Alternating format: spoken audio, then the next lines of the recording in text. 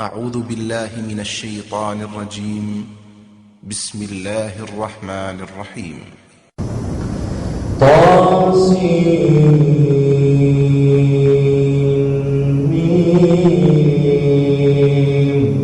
تلك آيات الكتاب المبين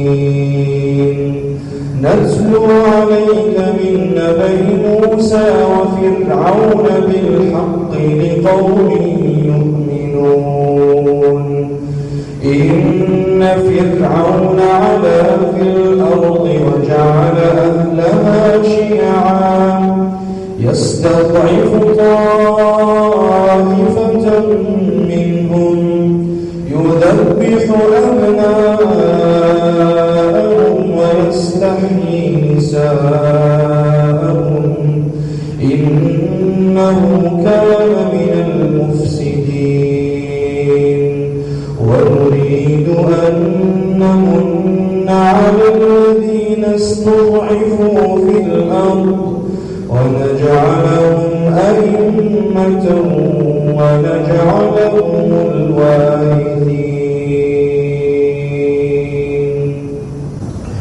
ونريد أن نمن على الذين استضعفوا في الأرض ونجعلهم أئمة ونجعلهم الوارثين. ونمكن لهم في الأرض ونري فرعون وهامان وجنودهما منهم ما كانوا يحذرون. وأوحينا إلى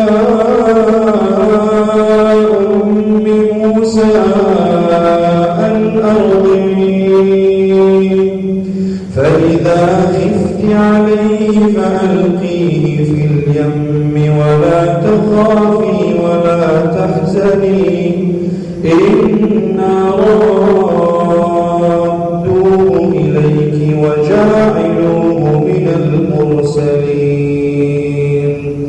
فالتقطه آل فرعون ليكون لهم عدوا وحزنا إن فرعون وهامان وجنودهما كانوا خاطئين. وقالت امرأة فرعون قرة عين لي ولك لا تقتلوه عسى أن ينفعنا أو نتخذه ولدا وهم لا يشعرون.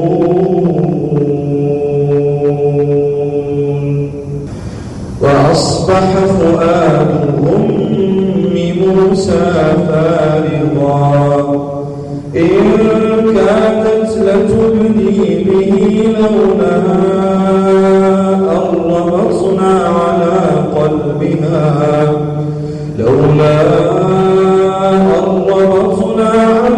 قلبها لتكون من المؤمنين. وقالت لأخته قصيه فبصرت به عن جنب وهم لا يشعرون. وحرمنا عليه المراضع من قبل فقالت هل أدلكم على أهل بيت يكفلونه لكم وهم له ناصحون. فرددناه إلى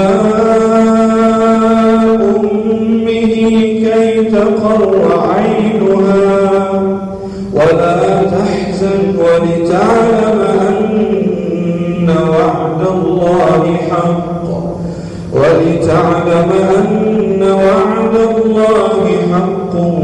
ولكن أكثرهم لا يعلمون.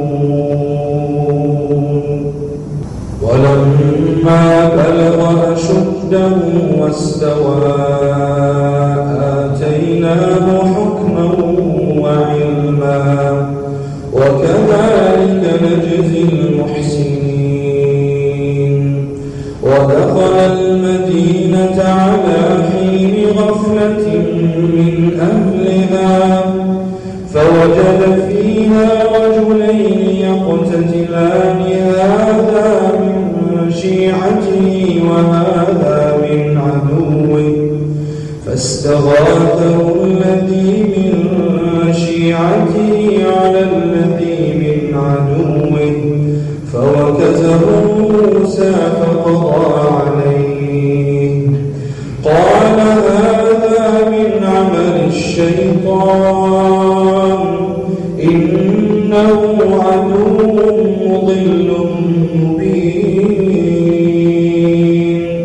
قال رب إني ظلمت نفسي فاغفر لي فغفر له إنه هو الغفور الرحيم. قال رب بما أنعمت علي قال رب بما أنعمت علي فلن أكون ظهيرا للمجرمين.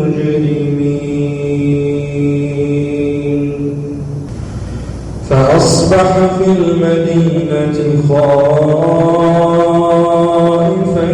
يترقب فإذا الذي استنصره بالأمس يستصرخه قال له موسى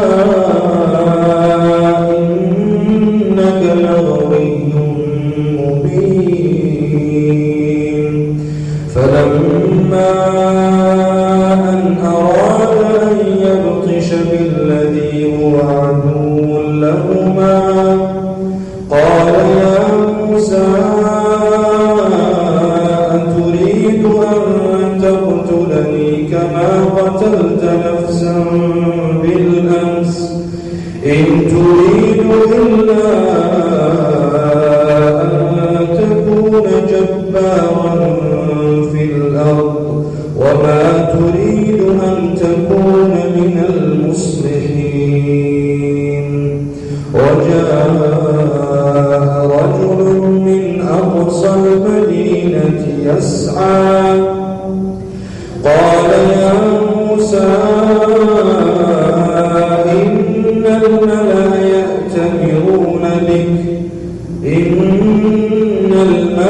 يأتمرون بك ليقتلوك فاخرج إني لك من الناصحين. فخرج منها خائفا يترقب قال رب نجني من القوم